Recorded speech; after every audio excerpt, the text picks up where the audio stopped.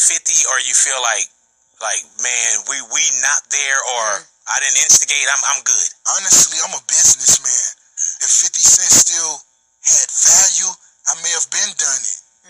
But not being funny, not on homie just ain't, you know, he ain't that dude no more. Man, we was riding through LA smoking the Hate It or Love It yesterday. Yes, sir. Hate It or Love It. The underground's on top. Yeah. We was saluting Cool and Dre. That's Miami who did the production. Game, 50 Cent, that was dope. If he was still making music like that, of course, one of my dogs could hit me. Drake could hit me and say, Rozay, I got 50 on the record. And if he was still dope like he was 8 years ago, Rozay will lace that. Because I'm on fire. It don't matter who. I gotta ask you this because it's new. Rick Ross in an interview was asked if he would ever do music with you, if he could put his beef aside, and he said he would if you had any more value, but you're not that guy anymore. That's what he said. Do you care? Does that make you feel any type of way?